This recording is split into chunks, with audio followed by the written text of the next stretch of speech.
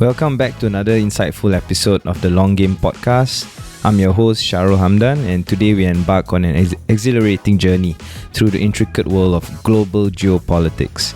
In this episode, we will explore how companies and investors can successfully navigate the ever-evolving and challenging geopolitical landscape. From military conflicts to trade disputes and technological rivalries, the world's geopolitical environment has become increasingly complex, presenting both substantial risks and boundless opportunities for businesses worldwide. Joining us today, I'm very pleased to have our esteemed guest who brings a wealth of knowledge and expertise to our discussion. Please welcome Dr. Abdul Razak Baginda, who has traversed the realms of teaching and research, immersing himself in the study of international relations and strategic studies. Welcome, sir, to the podcast. Thank you. So, just to give a bit of background on Dr. Abdul Razak has previously served as a lecturer at prestigious Malaysian universities. He was a head of strategic studies and international relations at the Malaysian Armed Forces Defence College and executive director of the Malaysian Strategic Research Centre. He also holds a master's degree in war studies from King's College London and a doctorate in international relations from the University of Oxford.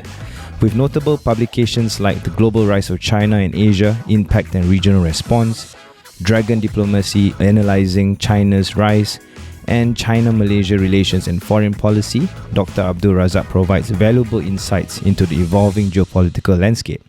Today we will explore how businesses can thrive amidst these geopolitical challenges. So let's dive into this captivating discussion with Doctor.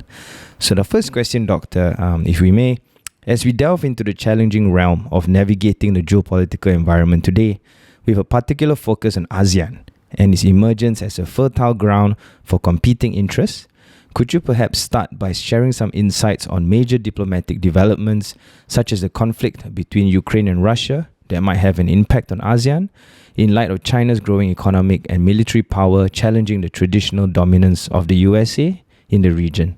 Over to you, Doctor. Thank you. Thank you for having me. The number of issues you raised, it's very interesting. There seems to be a paradox taking place. On the one hand, we see some significant shift in the strategic environment. The rise of China, some would argue the decline of the United States, and that has brought to bear a lot of issues. However, at the same time, you mentioned about the Ukraine war. Wars have become part of our global landscape, historical landscape for centuries. So while we are moving to a new era, but we still have wars.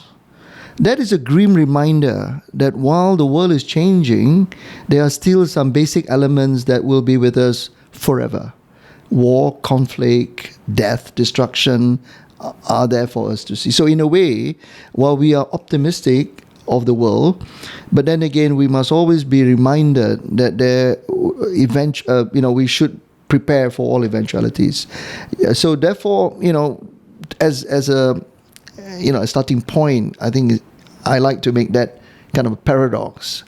I'll give you one example. If you look at military hardware, I think it was no other than former British Prime Minister Boris Johnson himself, who once said, when he was Prime Minister, he said, tanks are archaic military equipment. We cannot see tanks rolling anymore, so we have to look at more sophisticated weaponry. Hey, but hold and behold, we saw tanks moving into Ukraine, Russian tanks moving. We saw the deployment of Ukraine tanks. So, it's kind of really strange as an observer of, international relations and all that.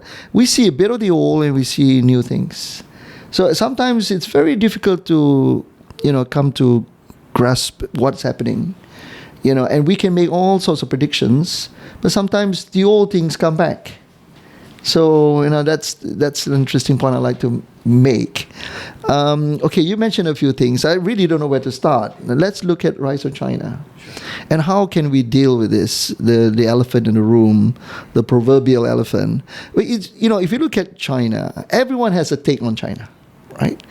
And in my book, I've actually, espoused essentially a view that we have to start looking at China beyond the perspective of the Western world.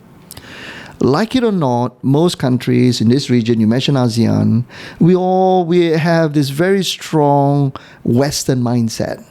And this is because of, we're all part of the global economy. We trade with the Western countries. We're more comfortable and we're at ease when we trade with Western countries. The language is not a barrier.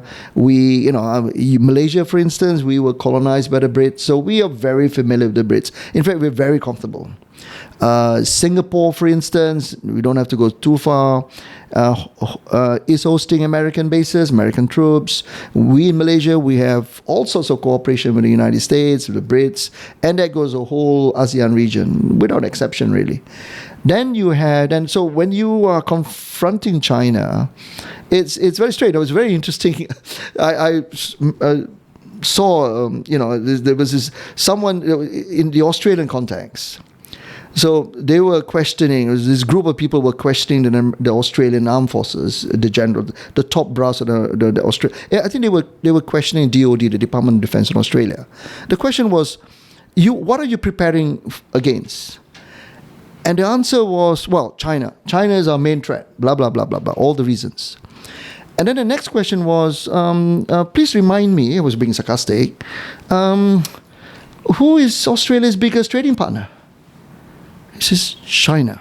Okay, they say, okay, hang on a minute. On the one hand, you're defending your country against China by all this military equipment, all the strategic alliances with the Western world to fight China. But at the same time, your biggest trading partner is China. So you could see the generals were like, bloody hell, we were caught in this. It's true. So this is where we all are. At the back of our minds, we're not. And the reason for that is because none of us know what China is up to. That's the problem. It's like, why are we afraid of ghosts? We're afraid of ghosts because we don't know what it is. We don't know where it lurks. So because of the unknown, we are fearful. So, but to me, if you look at China, it's not so unknown as it is made out to be. Compounded by the fact that US and China are competing. They're competing at a strategic plane, not only in terms of the usual trade, military, political influence, but also in a technological field.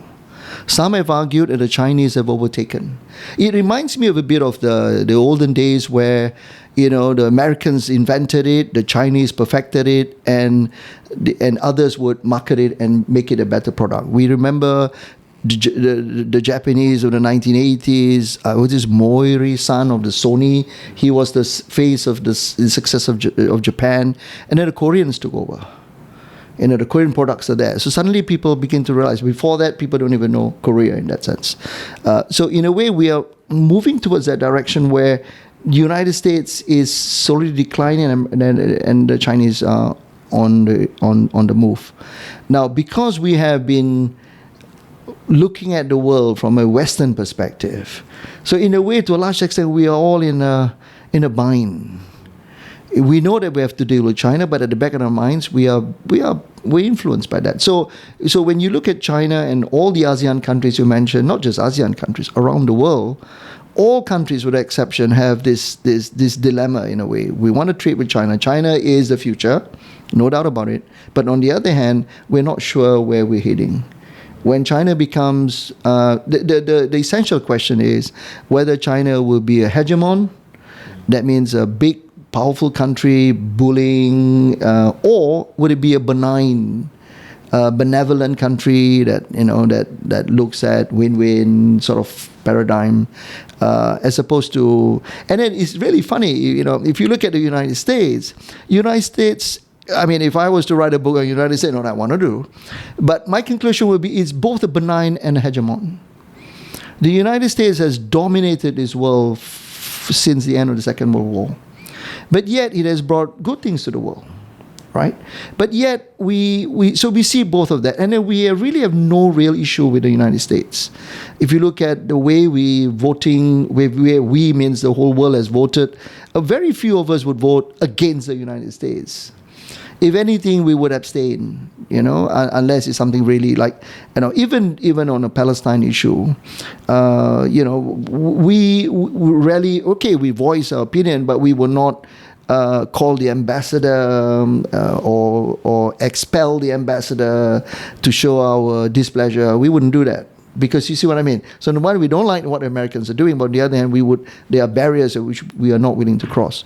Coming to China, this is where I think we all are, and ever so often we come across all sorts of views, whether it's political, trade, commercial, professional, professors, all of them coming out with differing perspective of China. And if you are, if you're a business, you're a conglomerate, you look at it, you're always thinking of, is it what is the level of risk management if you're going to invest or you're going to partner with the Chinese to a third country, say for example Malaysia, Chinese joint venture investing in a third country, or even you in a Chinese investment coming to Malaysia, Malaysian company partnering with China, all sorts of issues we are confronted with. And the problem also is that we don't have a point of reference. The precedents are kind of limited because China is only on the rise, to me, the last 22 decades. Although it started with Deng Xiaoping for modernization, opening of China, Shenzhen being made as the special economic zone, and it was spread. That was late 70s, but never took off until the 1990s. Because obviously they needed the gestation period before they could, ensure that everything was in place. And then the world also was waiting to receive China. During the early days, people were hesitant. But today, of course, you look everywhere. China is ubiquitous. China is everywhere. The point of reference we have are probably in Africa, where China is enormous in Africa. And to me, there are a lot of criticism about Chinese investment in China, what China is doing in Africa. But sometimes I say, hang on a minute, let's take a look at it squarely. No one is entering Africa. So if you're an African country and you happen to be a dictatorial, you have as a dictator running that country, you're shunned away from the West. You will not get any assistance from IMF, World Bank, and all the other financial institutions in the world. Why? Because they would give a lot of conditionalities. And one of which, as you know, is the democratic path. Okay, but of course there's a lot of hypocrisy, double standard in that. So let's not go into that double standard, which we see the Western world is kind of practicing double standard. Some dictators and monarchs and God knows what, absolute monarchs who are, hand in hand with them on certain issues, but they are willing to close an eye for that on that one. But that's a separate issue. So if you look at what they're doing in Africa, what choice do they have? They want stability. They want to bring economic progress. They want to build infrastructure. The infrastructure is very thin on the ground in many African countries. So, and the Chinese come in and they say, oh, okay, we're willing to do all this. And I always, add on a bit of sarcasm, is that not only do they say, we can help you, they said, hey, you don't even have to pay now. It's the analogy, I think I'm putting in the book. The analogy is like, okay, most of us would think of, okay, I want to buy a car, I want to buy a house, let me go to the bank and get some money. Imagine the bank comes to you and said, okay, Razak, we got some money, what do you want? And I'm here, I'm thinking, I don't really want to buy a car, but hey, I've got an opportunity here. This guy's giving me a loan, and why don't I just buy a car, which I don't really need sometimes, but I buy a car or a house. So there you are. But then you add another additional goodie, if you like, and that is, hey, you don't have to pay, but maybe your children will have to pay. Imagine that kind of attraction. And we're not looking at buying cars and houses here. We're looking at huge infrastructure projects, ports, roads, airports. These are, and they are in dire straits in Africa. So what China is doing is that they are filling a gap. And if you get there, because we hear a lot about debt trap and all that, there are lots of that, but people are looking at the downside, but look at an upside. These countries are starved of funds, investments. Okay, you could say chicken and the egg. Every business venture, government-driven or private-driven, all want stability. And one of the reasons why Africa has been in such dire straits is because it's unstable. Coup d'etats, or frequent change of government. Sounds familiar, doesn't it? But anyway, that aside, we'll come to that in a minute. So you see where I'm getting at. So in my book, I tend to take the more positive view. In fact, somewhere in the preface, I think I mentioned that, I'm really, it's like in a paddle up the creek, and up on a boat, the paddle up the creek without a paddle, whatever. A boat up the creek without a paddle. Okay, I'm going against the grain, because majority of the things that come out, at least from the Western world, is very negative towards China. So my book gives the different perspective and explains why I believe so. But that doesn't mean that there are not a lot of issues. Let me come to that in a moment. But at the same time, we are also seeing the decline of the United States.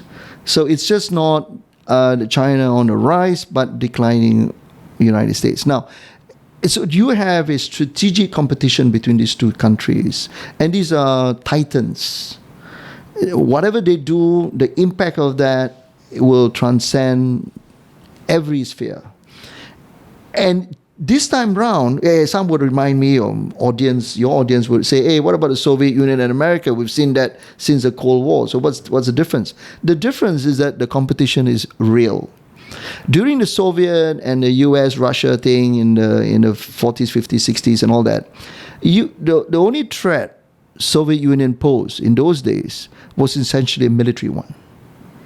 It did not provide any political alternative, neither did it provide any economic incentives. This time around, China provides a whole gambit of alternatives, including the ideology. Because the Western notion of democracy, and everyone knows, it doesn't work. It doesn't work even in the United States, right? It doesn't work in the United States. The paradox that exists in the United States, including the United Kingdom. I mean, you have democracy, hey, all well and good, but you have increasing of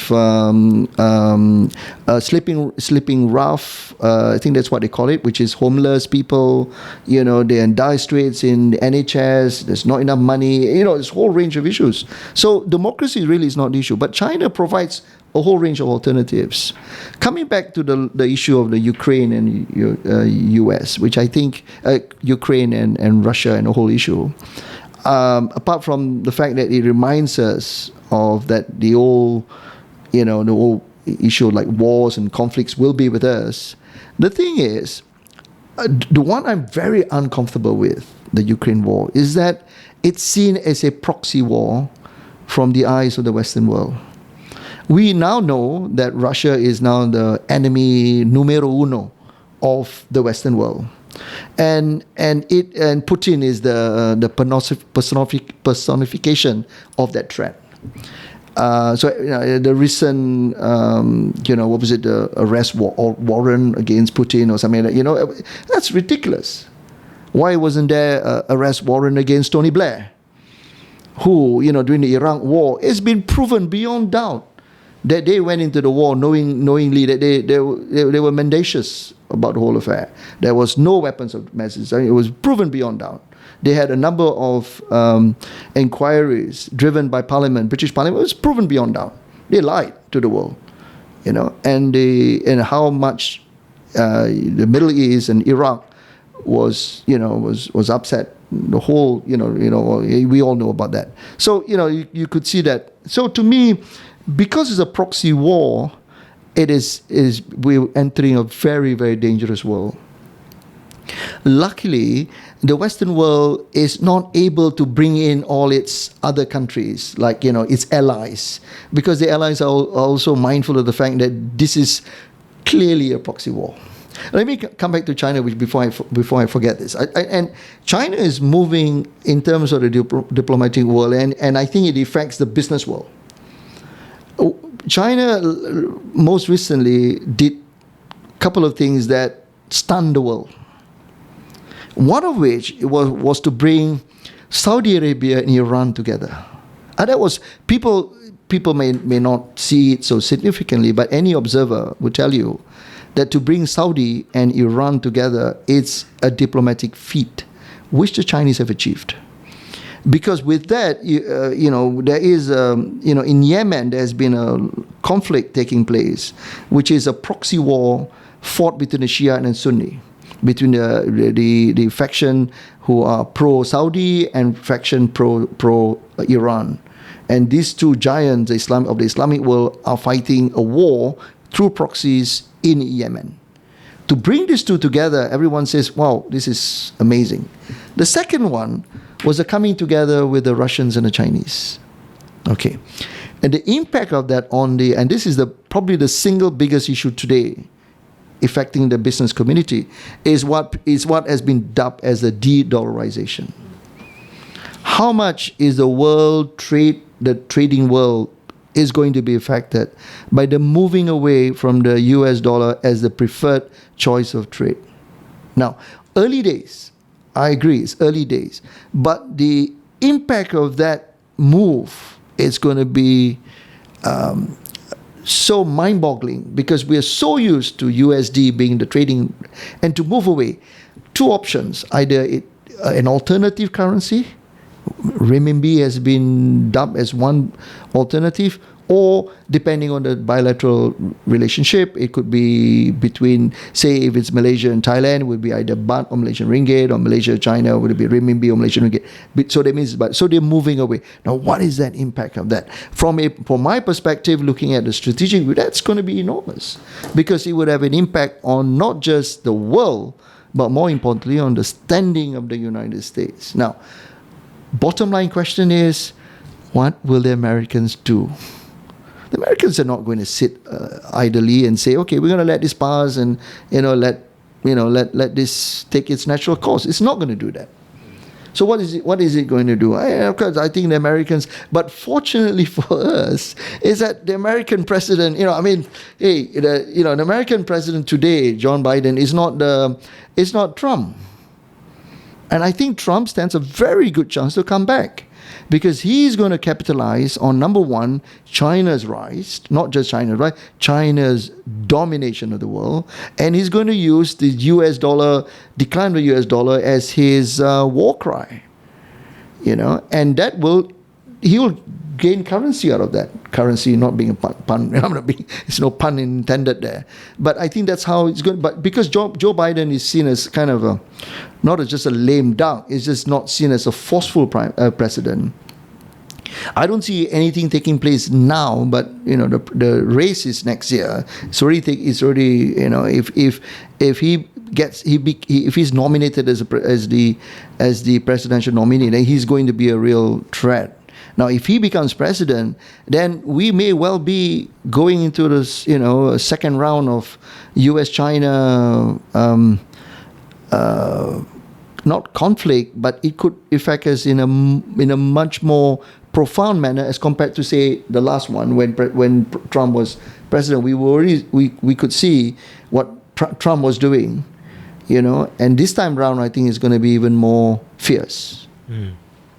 Okay. Thank you so much. Sorry, that's great. Rumbling there a bit. That leads to a second question very well. So, in the context of the ongoing trade and tech conflicts, as you've mentioned previously, so what are the key risks and opportunities for companies and investors in ASEAN specifically? What are the things that we should look out for, given the current geopolitical environment that you have nicely painted for us? Well, all investments, business-driven investment, and all that you mentioned, there's only one operating word, and that is stability. No one would be comfortable in working in an environment where there is instability. Although I'm mindful that I was told that the Chinese character of crisis is both opportunity and fear, whatever it is. So every time when there's a crisis, there's an opportunity lurking. That aside, still stability is something that everybody is thinking of. And the unfortunate thing that I painted in the environment that is taking the strategic shifts taking place is that we are probably at a threshold of a major shift.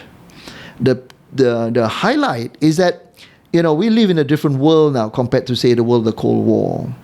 business is so much, it's the economy is at stake now. People are looking at economy as the primary concern rather than other factors. In those days, military, Cold War, military, ideological element. But today it's about economic well-being. And when you talk about economic well-being, whether it's state, regional, or even global, at the end of the day, we're looking at business activities like, whether it's companies and all that. So to me, it's how we all manage. Not only do we manage Malaysia has got really little say what happens in China or China's relations with the United States. But we have a lot of say within ASEAN. We have a lot of say within our own boundaries. And we have a lot of say in all the bilateral relations that we have. And vice versa, countries like China or Thailand or whatever. But at the same time, stability or instability, but at the same time, we all competing countries. We all compete. Let me give you one example, which is so glaring. It has often been said that Malaysia is often muted in its response to, say, China's violation of airspace or, infringing our territorial waters or whatever it is. And one of the reasons for that is that we fear that any, strong response would have an economic backlash. One of the reasons why we feel that is that we know we are also competing for Chinese investments and other investments with our neighbors. If Malaysia, gets its foot wrong, the Indonesians, the Thais, the Cambodians, and all the others are quite happy and probably applauding because it's an opportunity for them, So in a way, we live, there's a lot of competition in different levels, But to me, at the end of the day, it's about nation states trying to maintain its stability.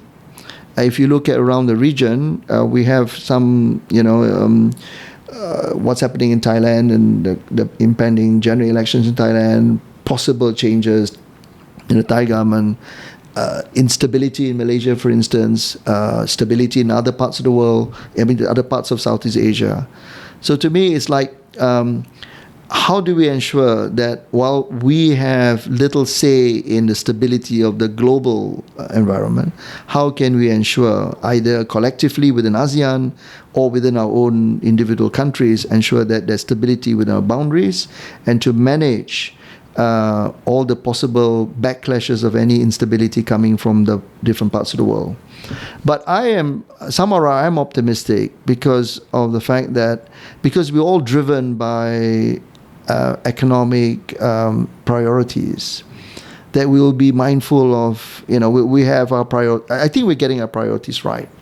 We doesn't mean necessarily Malaysia, but you look at other countries, they're willing to sacrifice politically for the sake of economic stability. But having said that, a lot rests on, on individual countries, how they manage. Got it. Cool. All right. So I'm just gonna move on to your publication. So we've done a deep dive on all your books, and it's been a great journey for all of us. So just some key points to provide context for the next question. So China's global power status and history to come back as a superpower, that was one of the main points. Comparison to the US and potentially surpassing in economic power. Understanding the stance between the two countries, US and China, what are the benefits for Malaysia to take advantage from both sides. You've also mentioned China's growing economic and military power is challenging the traditional dominance of the US in the region, and obviously this has led to tension, as well as between China and its neighbors. These tensions are being played out in a number of ways. So we're just going to go a bit more deeper into that, looking at the military conflicts, trade disputes and technological competition. So ASEAN is in a very interesting place, caught in the middle of these tensions. So it's important for us as companies and investors to understand the risks and opportunities that this presents. So Doctor, in your book titled The Dragon Diplomacy, you discuss how states have come to adopt a much more pragmatic approach, one that refuses to view this power in terms of a threat perspective. Can you please elaborate on how Malaysia can take advantage of this situation? Thereafter, can you briefly mention the benefits for Malaysia and what are the key sectors that we as a nation can take advantage from both sides? Well, you certainly have gone through my books. Not just me, on my team as well. Yeah, still. Right. Well, as I've said earlier, Malaysia and I think many countries, because of its economic priorities, we tend to look at China differently as compared to, say, during the Cold War, where not only was it ideological, but there was really no benefit to go with the communists in a way. We cannot get all the kinds of infrastructure development from the Soviets at all. This time round, it's quite obvious that China is bringing benefits to us. We just have to manage its in terms of its goals, the end goal of China's development. Put that aside. So in that sense, I feel that countries are more pragmatic in its approach towards the Chinese vis-a-vis the United States. We are not going to be dragged into this clash of the titans between the Chinese and the Americans. Very clear. We are not going to. We can see the Americans diplomatically trying to get us bankrollers in a way, but we're not going to be fooled this time round, simply because of the benefits we are deriving from the Chinese. Not just in terms of Chinese investments, but also this is also a two-way street here. We benefit a lot as well in Chinese, not just Chinese investments. With Chinese investments, we get a lot of side issues that have come up, and it has benefited us in that sense. So in a way, number one, we're more pragmatic in our approach. We're not going to be dragged into this conflict. But that, of course, poses a different set of challenges. For instance, how are we going to manage the United States? If the US put a little bit more pressure on us, and sometimes, they deploy their fleet. The Brits are now even coming into play, the US, UK, Australia, alliance, if you like, and they just deploy their fleet in our area. And then if there's a request from the United States to patrol, we are more open to everyone, but at the same time, we don't want to be seen to be pliant to the United States. So that's very clear, because, things have changed. The second point is, if you look at how do we manage the Chinese, and how it's like, there are two levels. Three, but if you want to look at the United Nations, but really let's not look into that. We're not powerless, but we're not as strong as, say, in ASEAN. So when we deal with the Chinese, we deal at probably two levels: the ASEAN level, and there are many platforms. ASEAN +3, the ASEAN China has been dialogue partner and all that. So collectively, as ASEAN as a grouping, we could talk to the Chinese, and there are many initiatives taking place, even over the dispute over the South China Sea. And the second, of course, is the bilateral. I think Malaysia has managed reasonably well. I wouldn't say very well, but reasonably well. In my book, especially the one on the global rise of China in Asia, I pointed a few areas where we could better manage, but that's at that level. But if you look at, in terms of, you mentioned about where the areas that we could focus on, it all depends on each country.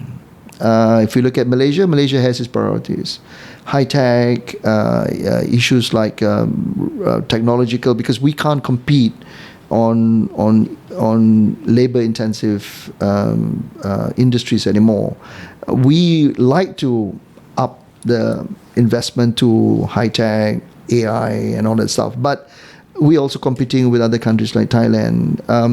If I may, when you speak to a lot of business, people, especially at certain level, they have some concerns about Malaysia. One of which is, of course, labor shortage and the uncertainty over a constant supply of labor.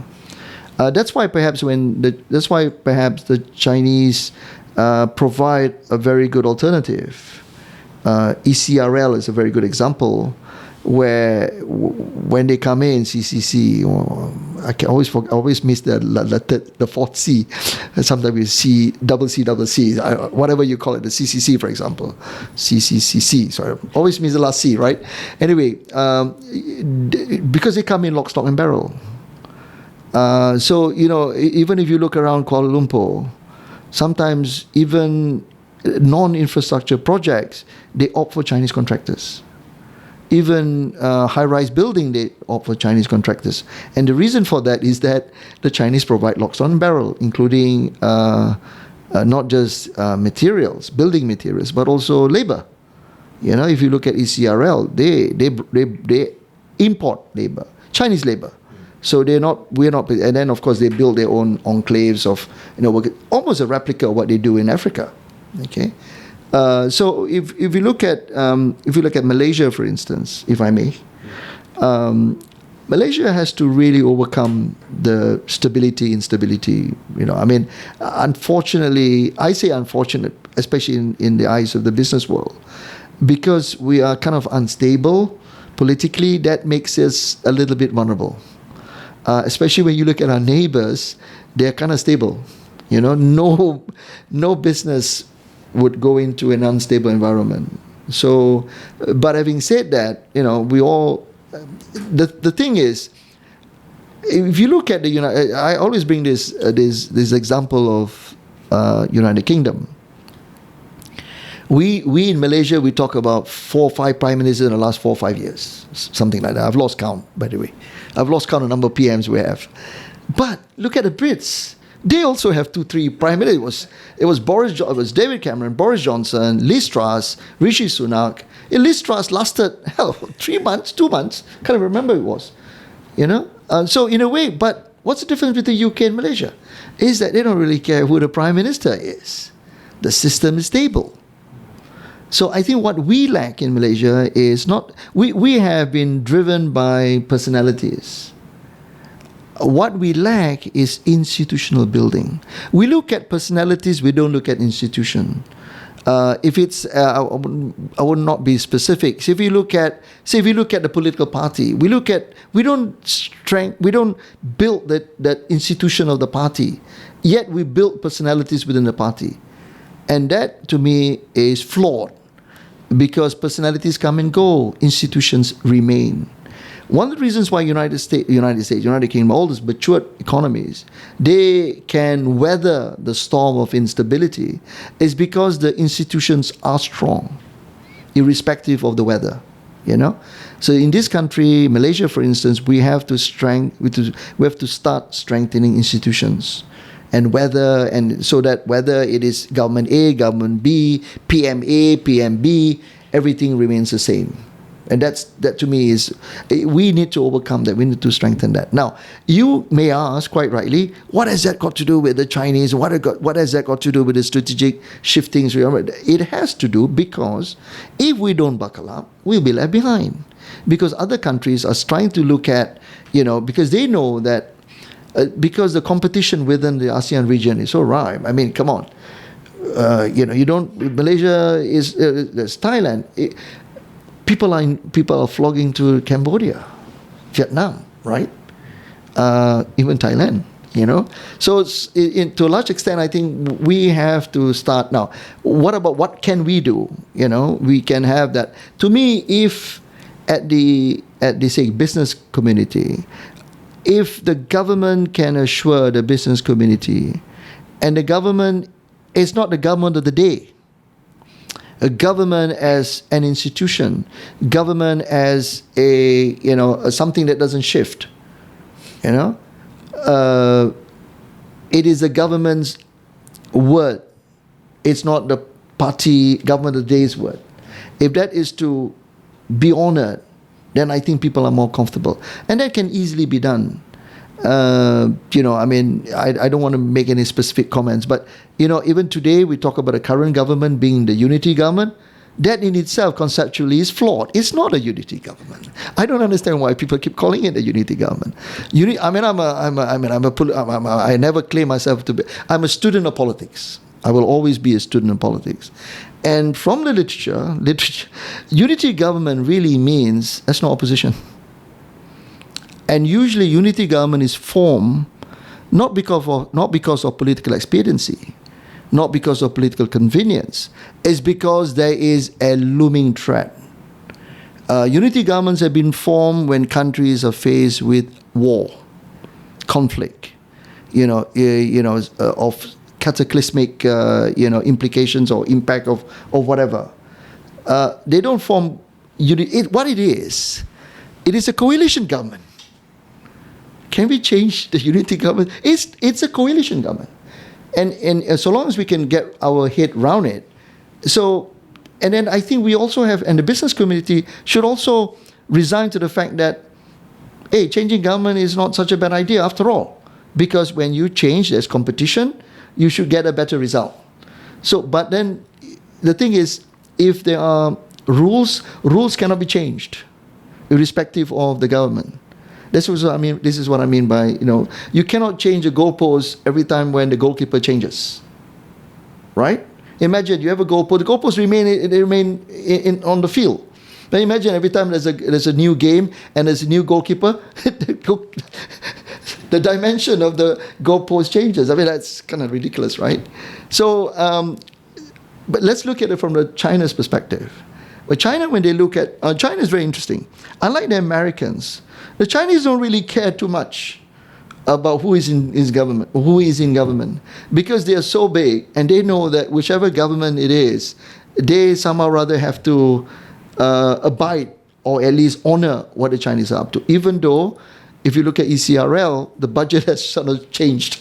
In my book, I sort of traced the evolution of ECRL, and there was some changes. And the latest, it's still not clear. It was about 40 billion, the sort of figure that's been bandied about, but we're still not sure what it is in the end. And so I think from the Chinese perspective, because they are the giver, because they are, it's from Exim Bank and all the various banks set up by BRI, Belt Road Initiative. Under the Belt Road Initiative, as you all know, there are many banking arms that specifically been set up by the Chinese government to finance. So essentially, it's Chinese money going to to another country, paying Chinese. So it's actually within their own, within their own. But of course, obviously, it's not 100%. But I think you know how it works. I know. I'm rambling a bit, but essentially, that's what I think we have to bear in mind. I mean, and then of course, we're looking at the financial institutions. That's one area which it's very interesting that the Chinese are a little bit slow on that front. But then it's also interesting to see how Western-based financial institutions are also shifting. We've seen the movement to Chinese markets and the Asian markets. We've seen that's been around for a while. But the institutions, we have not seen Chinese financial arm as apparent as it is, say, with the Western arm. All the financial houses, we've not seen. We've seen Chinese banks operating in this part of the world, but we've not seen them moving in such a big way. Not yet. They have not bought into many other, But interestingly, also is to see, a number of, Credit Suisse being one glaring example recently, and a number of banks collapsing in the United States. Although this is nothing new, I remember the banking crisis in the United Kingdom a couple of decade ago, and we could see that. I wonder whether the Chinese are thinking of entering that in a big way. It's not really shown its hands yet at this point in time. What I'm trying to get at is whether the Chinese will buy over a number of the Western financial institutions, because that would change in a way, and that would play quite nicely with the de-dollarization. So maybe we should expect Chinese entering the financial market in a huge way, especially in the banking sector. No, that's a great segue to the next question, actually. So, in order to navigate the challenging environment, obviously US dollar, as you said, has been king for decades, but just because of the US now facing some sort of decline in importance, we've started to see some kind of de-dollarization happening. Brazil and Malaysia have joined the call for reducing reliance on the USD for global trade. The ASEAN finance ministers and central banks meeting in Indonesia in March. Policymakers have also discussed the idea of cutting their reliance on the USD, Japanese yen and the euro to move to settlements in local currencies instead. So the calls for de-dollarization was the U.S. decision to freeze Russia's FX reserves after Moscow invaded Ukraine in February last year. So the US and its Western allies have frozen more than 300 billion US of Russia's foreign currency reserves. So, Doctor, the removal of Russia from SWIFT as well, Society for Worldwide Interbank Financial Telecommunication, early last year has raised concerns about de-dollarization. So how can companies and investors navigate this challenging environment, especially in ASEAN, which is a region with obviously competing interests? Right. I felt, looking back, I think the American made a big blunder by freezing and punishing Russia. I remember when the war in Ukraine broke out, Boris Johnson was still Prime Minister, I think, and what he did was he froze a lot of the oligarchs who were living in the United Kingdom, including the famous Abramovich who owned Chelsea and all that. And because the oligarchs or the wealthy Russian, they actually has assisted the UK property market, and it brought a lot of good things, and so it was so glaring. But I thought it had a negative impact. Everyone felt that, hey, this is below the belt. If they have been operating in the United Kingdom, for instance, and elsewhere in the Western world, and the banking system has not really raised the red flag, even when Chelsea was bought by the billionaire and all that, there was no red flag until they invaded Ukraine. So suddenly they were all punished, and I think that had a really there was a backlash. Everyone felt that they shouldn't have done. And I think they will pay very dearly for that move. So and people are saying that's going to be disadvantageous to the move towards de-dollarization. I think it's on the contrary. I think that has helped to push countries towards de-dollarization, because they say that the United States has used a political stick and exercised it for far too long.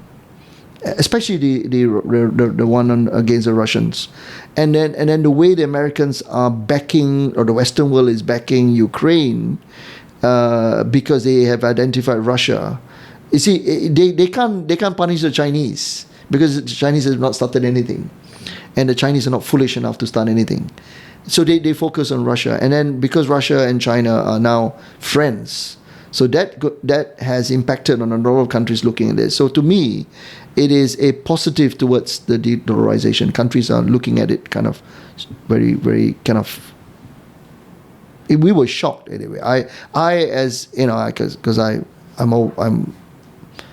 live between KL and London, and I was kind of surprised, and people were surprised because the Russian community is a vibrant one. It has brought a lot of investments into London. In the property market. Okay, some would argue that they have upped the market, but still, their presence is quite obvious. So to me, this is going to work to the advantage of de-dollarization. However, having said all that, it's not going to be so easy, simply because we are still thinking along the lines of the dollar. And it's like the twilight zone. We're entering to a zone where we're not sure. But what is going to be... so we have a lot of initiatives. ASEAN has come up with initiative. I remember a Malaysian Prime Minister came out and he sort of reminded everyone that he started the ASEAN Monetary Fund, for instance. But we have tried this before. There are many, many different funds that have... the Africans also have their own funds. But it is always... being dominated by the World Bank, IMF, and that has been the global standard in a way. Until today, a drug you wouldn't take a drug until it's DFA approved. FDA approved. Sorry, FDA approved. The Food and Drug Agency approved. Once you got the FDA, okay, we're safe. We can eat. But FDA is what? It's Americans. So we're still American standard is synonymous to international standard, and this is still in our mindset. And the dollar has been so dominant since the end of the Second World War, Bretton Woods and all that stuff. So you look at it and you say, hey, who's going to back this up? Where the reserves? Most of the reserves are all in USD, right? So what's going to happen? So, and at the same time, US is not going to sit back and let it happen. So I think we're going to have a transition period in which we're going to test and see whether. See, at the moment, it's all rhetoric. People are talking about, okay, we're going to use Malaysia and whatever. Okay, we decided to use either a common currency or that both common currency both countries have agreed, renminbi being one, or are we going to be bilateral? Okay, but no one has really done it yet. See what I mean? So we're not sure. And can you imagine the kinds of problems you'll face? The fluctuation of the currency between the two countries? And it's okay, Malaysia, Bangkok, Malaysian ringgit and the Thai baht. It's kind of, it's kind of stable. Okay, it's been fluctuation, but it's stable. Imagine you're trading in Africa. Okay, say Malaysia is trading with an African country, so Swaziland. Are we confident are they confident? Are we confident to trade in their currency and they trading in our currency? We're comfortable with our currency. So you see what I mean? And then renminbi. And renminbi, it's still it's strong, but it's still an unknown commodity. You know what I mean? So to me, we can talk about it, but so that's why people talk about this kind of transition period, kind of gestation period before we moved. And then the uncertainty of what the Americans will do in order to preserve its dominance. Can I just challenge you a little bit, Doctor, just to be a bit more fun? So what must China do in order to improve that the transparent element in terms of geopolitical relationships between China and other countries? So obviously we know they've been working with Russia, they've sort of built alliances with other global powers as well. But what must China do? What's the main roadblock here for them to go full de-dollarization, as you mentioned? Is it a lack of transparency? Is it for example the zero COVID policy that scared a lot of people? So what must the China government really do? Okay. You mentioned a few things about transparency. Under President Xi, especially the last Congress, it's very clear that he's mindful of all that. He's mindful of the world looking at China, looking at it rather, it's kind of opaque. It's not even translucent. It's opaque. What transpires behind closed doors is opaque. People don't know. And I think he is aware that there are concerns. And some of his recent statements in the last 1 year, seems to suggest that he's trying his best to do it. But so it's like a give and take. The Chinese know it has to do a few things. And the world is looking at China with blinkers, okay? Because it's constantly reading. I mean, you look at the literature, constantly anti-China. The debt trap is constant. Every time when an article that comes out from anywhere in the Western world, and when they talk about certain billions and being signed or whatever, there's always this thing about debt trap. And they always look at Sri Lanka as an example and the possible other debt traps in other countries and all that. So the Chinese are fully aware of that. But the Chinese are also, there's another factor that doesn't work in their favor, and that is the Communist Party. The Communist Party has since 1949, 1st of October when the Mao Zedong declared the founding of the People's Republic of China in Beijing, they have been ruled by the Chinese Communist Party, by one party. And really, honestly, the party has not really changed all that much. It's not transparent. In fact, it's changed rules. President Xi was not supposed to have another term, but he did. See what I mean? So when you have all that, but I think everyone wants President Xi to be around, because he is the one factor that has brought some form of confidence and stability from the eyes of the world to China. Okay? So Chinese has got the Chinese have enormous problems. Okay, but what about at the bilateral level? For instance, a lot of the things that the Chinese do, it's not transparent. But to me, the fault sometimes lies not so much from the Chinese perspective, but from the host government. Why are we not making things transparent? Okay, there are many examples. I don't want to go into those examples, but if it's been made transparent, so people are aware of what's taking place. Another point about the Chinese is that it has tried, in my book I talk about the China dream and all that. The Chinese are actually expanding not only in terms of hard power, as we know, they are going full steam on soft power. It's trying to influence the world, trying to shift the world to think non-Western. Okay, you have the promotion of the language, the culture, and they've done it through certain vehicles that they've used. In my book, I make analogy of British Council and all the other Alliance Française and the Goethe Institute, promoting the German language, the German culture, German history to the world. Goethe Institute exists in many parts of the world, and the Confucius Center Institute, which the Chinese have established in different parts of the world, has a similar. But when you talk to, when I've spoken to a lot of Western, whether observers or whatever, and they're quick to point out, this is, how dare you compare the Confucius Institute with the British Council?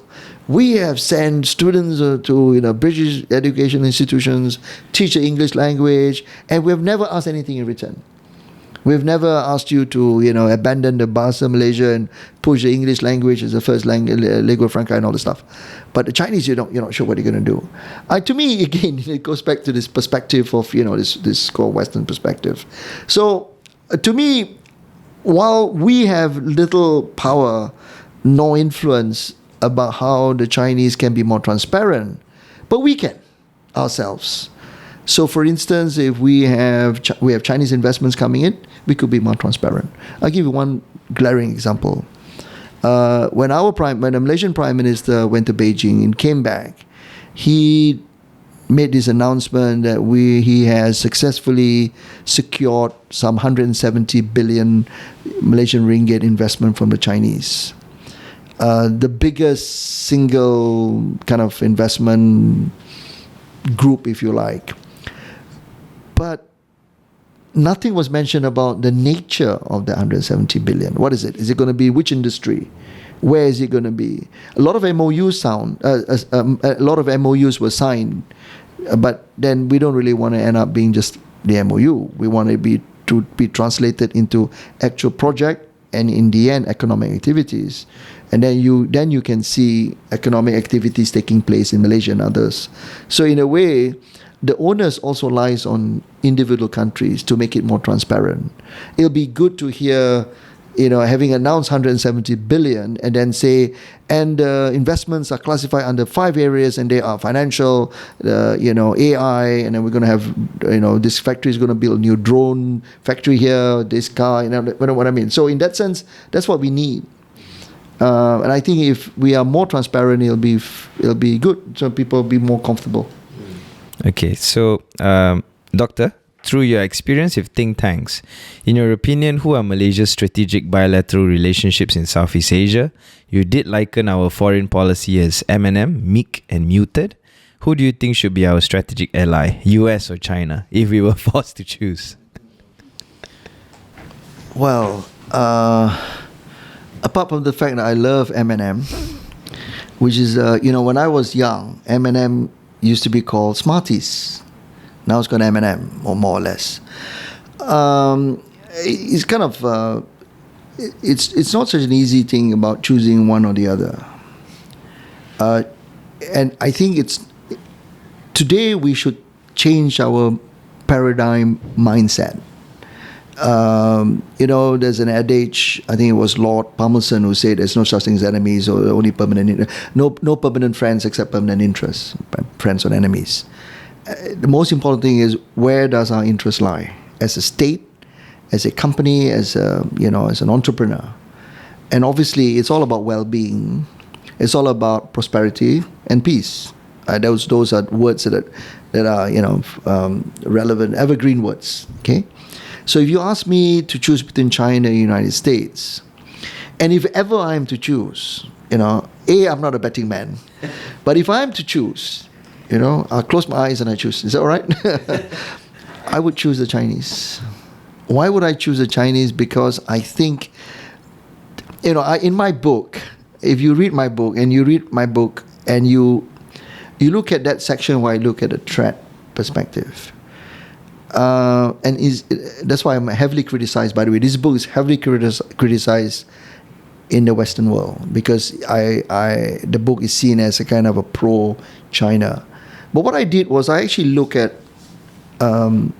China's use of force historically, and I listed all of them down historically from since 49, 1950 being they intervened in the Korean War and Vietnam War.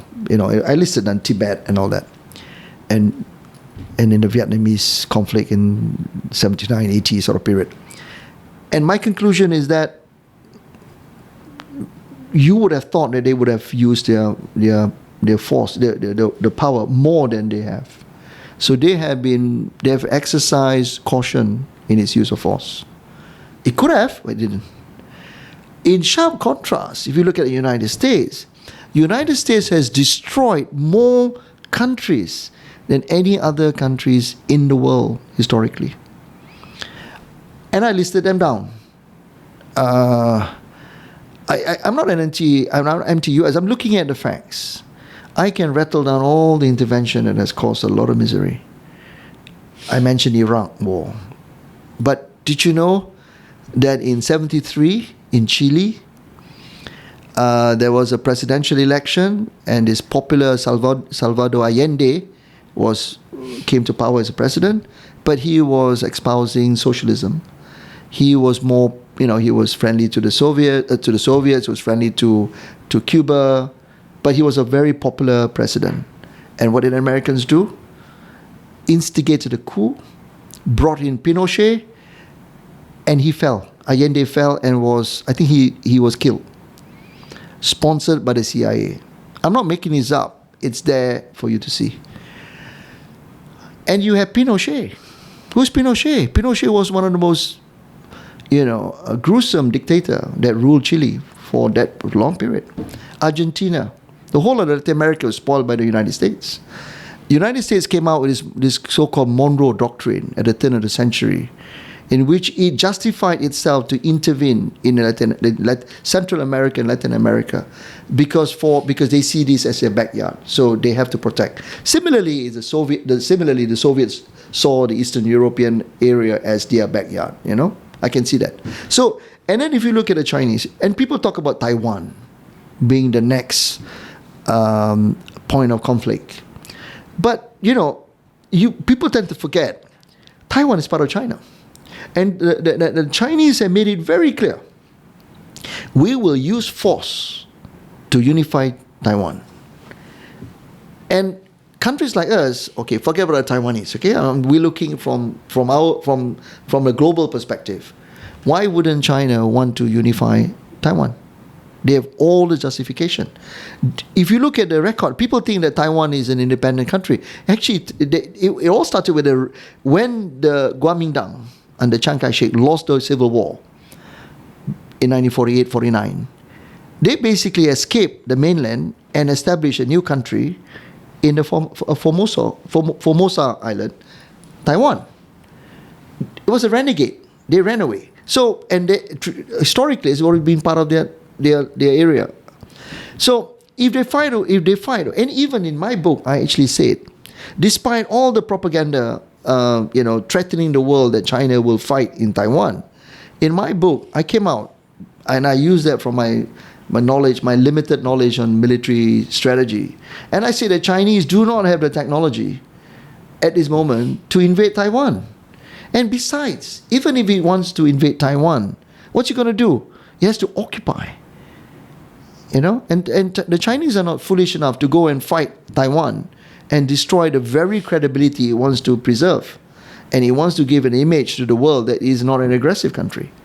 So that's one of the reasons why I choose. And besides, US is the declining power. No one wants to bet on the declining power, right?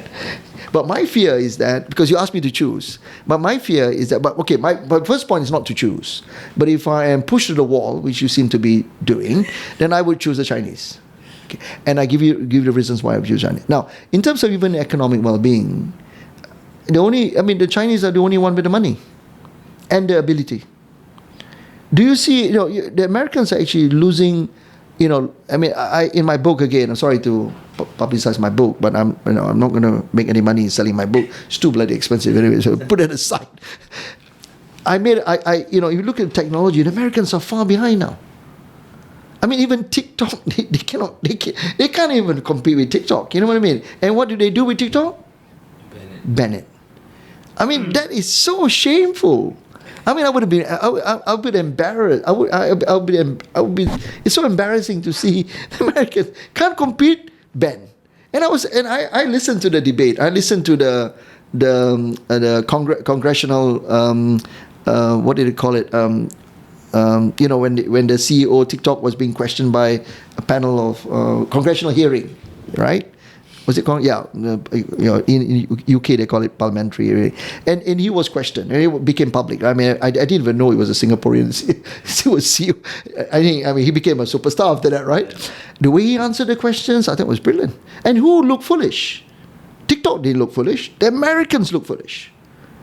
You can't compete. What do? Use force. You force them down. And if that's the way they're going to compete, they're going to be losing.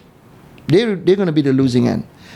And most people, not me, I mean, I'm too old to compete in this, but most entrepreneurs, they would go for the winner. No one would go for the loser.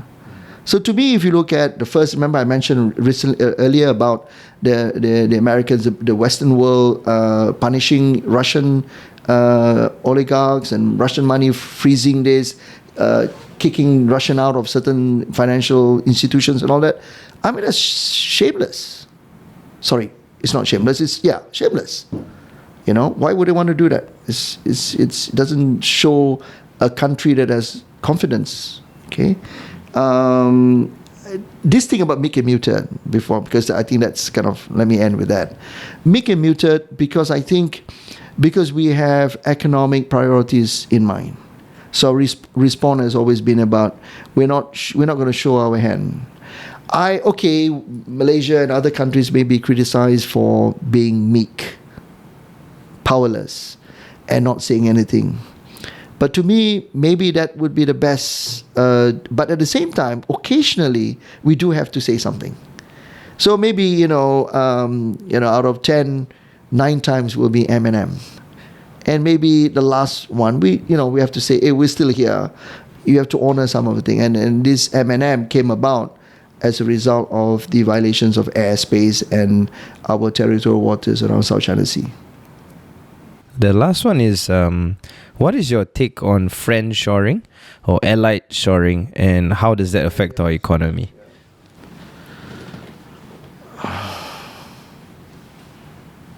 I read that and I cannot remember what I was supposed to say. Can you elaborate that? Yeah. Yeah. So previously in 2021, 2022, the world experiences the fragility of global supply chains, particularly in America, which has most of its manufacturing and production line in China or Southeast Asia. Sectors that were particularly affected were the semicons, EV, and general parts. Yes.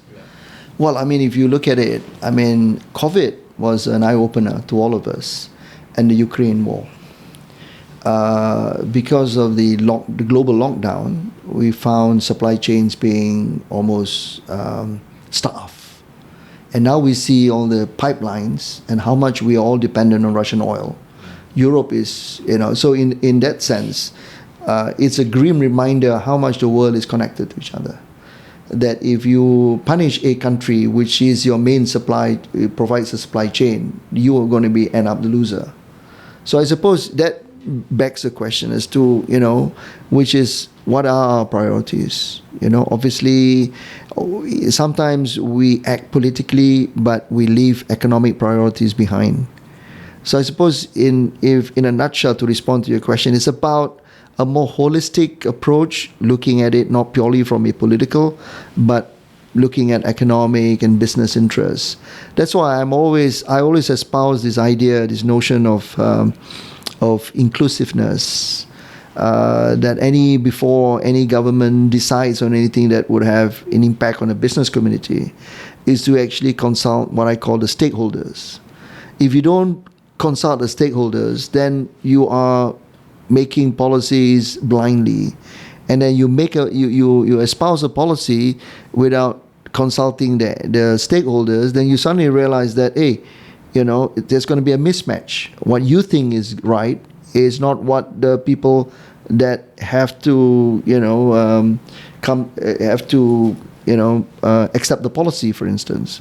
And we continuously see governments, not just Malaysian government, come up with policies that at the end it's like a mismatch. This is not what the business community wants. And not just that, the business community will say, the industry, the respective industries will say, you never consult us. How would you know? And this goes to my last point, is that, it's all right to confess that you don't know everything. And governments have this tendency to think that it's right. It's always right. And they cannot make mistakes. And I think it's all right to say, hey, we are treading into a new area. Let's have a dialogue. Let's bring in all the stakeholders. But unfortunately, even though this is textbook, governments do not follow the textbook. They have their own mind. I always like when CEOs, even governments, to talk about even the recent fiasco on our SEA Games performance. What's wrong with admitting responsibility? It'd be nice if the minister would say, I'm very sorry. I take full responsibility. I am the minister, and I made some decisions which were proved to be wrong. I sincerely apologize. We're going to make sure that this will not be repeated. And instead of, he's to be blamed, it's nothing to do. In fact, instability was also mentioned as a fault. I mean, come on. See what I mean? And I think as CEO sometimes, it's okay. It's okay to say, and I think people appreciate more if captains of industries, government, ministers and all that actually admit fault and just apologize. People understand, everybody, especially given the changing environment. I like to see more of that. That was very interesting. Just a couple of standing questions before we end the episode. Doctor, if you could invest or start any business or industry, regardless of current market trends, and assuming you have all the money in the world, sounds like China. No, I'm joking. What would it be and why? Talking about that, it's funny. People always look at China as having no limit in terms of resources. To some extent, it is true. The reason why President Xi came out with the BRI, Belt and Road Initiative, was that I think they realized that China itself is too big. Its appetite goes beyond China's borders. Appetite for economic activities, for growth. China is too small. The Chinese domestic market is too small. China is too small for its own expansion, because it's saturated within China. I think that's a very unfair question. I mean, if you ask me, I'll say I'll invest in a university and make myself vice chancellor. Wow, that's really inspiring. No, it's not. Education, because I mean, my strength, if there are any, it lies on the on the intellectual field. So if you ask me, I'll say I'm going to set up a university, and you did ask me that question, right? Set up a university and make myself vice chancellor. Sounds great. No, it's to me, it's about. It's not so much about which industry. It's to look at what's going to be the future, and that's people talk about where there's going to be but financial market will always remain. Correct. Okay, doesn't matter whether USD, renminbi, or whatever. It's the financial market. So if you invest in any financial institution, you're safe as houses, as they say. Then of course we look at high tech, but even high tech, we're looking at a more specific. You look at AI, artificial intelligence is changing the face of the world. The robotics, manpower being replaced by robots. That's a dream 10 years ago. Now it's a reality. We've seen robots replacing front offices in hotels in Japan, for example. We've seen robots These are not robots of the Daleks of the Doctor Who of the 1960s. These are very sophisticated robots, minus the emotions, but even that I've seen, clips of robots that have some emotions. This is going to be the future in a way. Robotics, AI, and then of course the world is.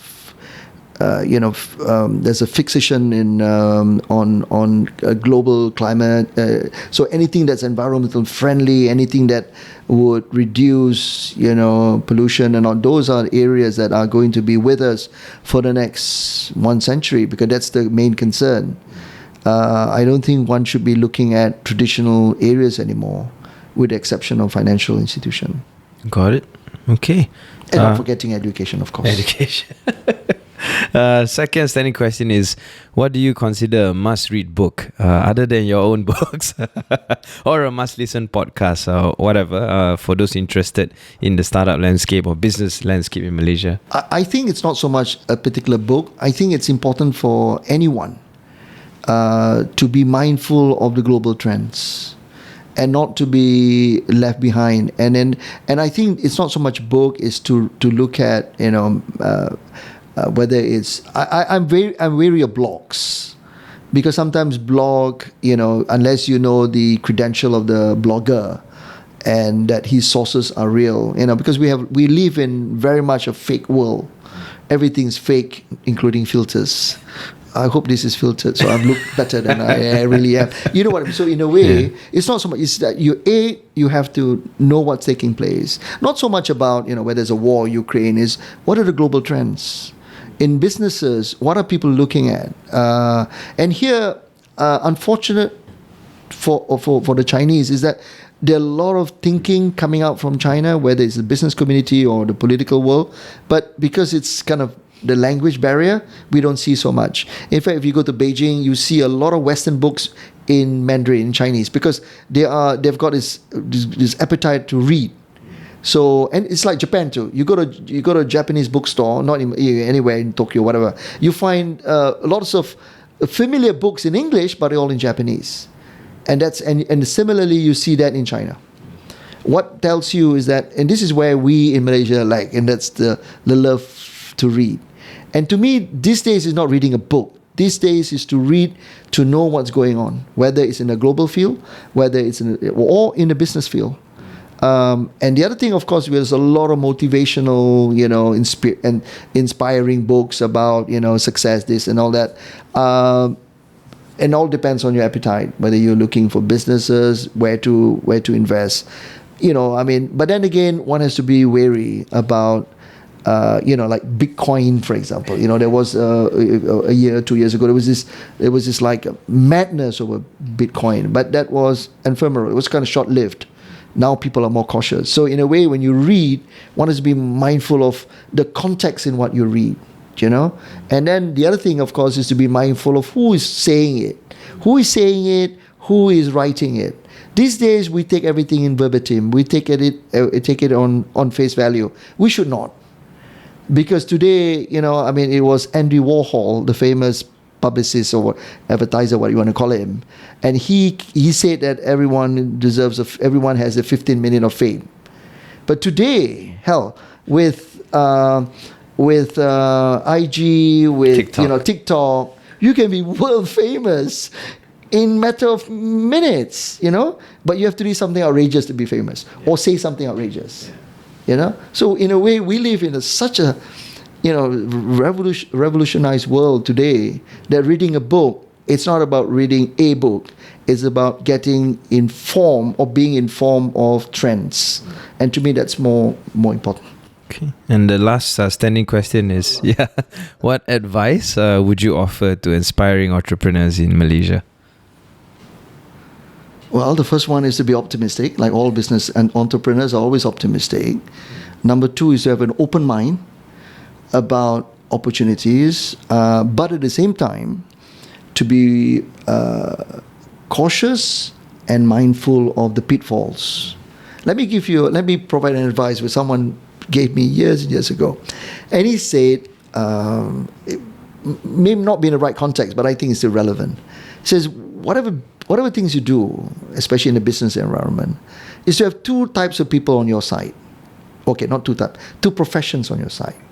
One, he said, get a lawyer on your side. So which means that all the legal issues can be either resolved or someone could explain to you some of the intricacies of any agreement. That's critical. And you know what you're signing. Okay. Number two is always have some financial guy on your side. Financial accountant or whatever who can always advise you on some of the, the numbers crunching, if you like. And I think it doesn't matter which industry, so long as you are mindful of the legal pitfalls, you know what you're getting into. And number two, of course, is that financially you know what you're getting yourself into. Despite the fact that we are all optimistic in terms of, when you start a business venture, one is always optimistic. If I can add another one, my own experience is that one should be open to ideas at the same time, because in such a rapid changing world, and areas that we don't even imagine was possible today, say 10 years ago, that you never know what's going to happen. I mean, today everyone look at Facebook and says, bloody hell, why didn't I think of that? And you have a few bunch of people who actually thought of it. So imagine if someone comes to you today thinking of something, you say, this is not going to work. I can imagine the number of people who told whoever, Mark, whatever his name was, a number of people who said to him, come on, don't waste my time, please. Facebook, you got to be kidding me. Or even TikTok. TikTok is going to be famous. You're going to replicate IG. You're going to replicate other things. So why would TikTok be so famous? You have IG. What's the difference between TikTok and IG? I'm sure people say that, right? Yeah. Imagine someone coming to you and say something ludicrous. What are you going to say? Don't worry about it. What's going to think about that? You never know. 5 years down the road, you're eating your words, man. You know what I mean? So we live in such a, I wish I'm 20 years younger. Such an exciting world. Thank you. Thank you so much, Doctor, for participating in this episode. Just to close off, we hope our listeners found this episode informative and thought-provoking. If you have any questions or comments, please reach out to us and we will address it in the next episode. Don't forget to tune in next time as we continue our journey to explore the world of VC and bring you expert insights and in-depth discussions. Thank you for listening to The Long Game. Until next time, keep playing the long game and stay ahead of the game in the world of VC. Thank you again, Doctor. You're welcome.